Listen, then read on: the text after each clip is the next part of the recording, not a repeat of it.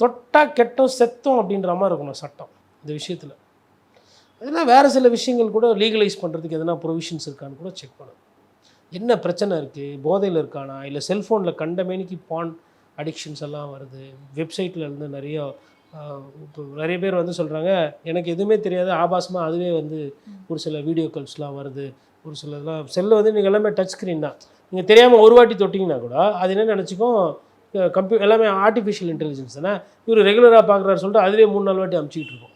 அப்போ நீங்கள் அதை தள்ளி விடுறதோ கடந்து போகிறதோ இதெல்லாம் வந்து வயசு ஜாஸ்தியாக இருக்கிறவங்களுமே இது ஒரு ஒரு பிரச்சனையாக சொல்கிறாங்க.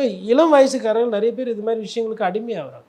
அப்போ தெரியலை, அதாவது பெண் இனம் என்பது நம்மள மாதிரி அது ஒரு இனம், அதுக்கிட்ட எப்படி கண்ணியமாக நடந்துக்கணும், எப்படி பேசணும், எப்படி அணுகணும் எதுவுமே தெரியாமல் ஒரு ஒரு மேம்போக்குத்தனமாக ஒரு பொறுக்கித்தனமான ஒரு ஒரு தலைமுறை உருவாகுதுன்னா அதை வந்து தமிழ் சமுதாயம் வேடிக்கை பார்க்கக்கூடாது. இப்போ சட்டங்களை மாற்றினா நீங்கள் அதற்கேற்றார் போல் தனியாக மேபி காவல்துறையில் ஒரு விங்கு கூட கொண்டு வரலாம். இதுக்கிட்ட காவல்துறை வந்து எல்லா வேலையும் சேர்ந்து செய்கிற ஒரு காவல்துறைக்கிட்ட கொடுக்காம இந்த மாதிரி விஷயங்களை வந்து தனிப்பட்ட ஒரு ஒரு விங் போடலாம். இல்லை அது வந்து இது ஒரு பெரிய சப்ஜெக்ட்.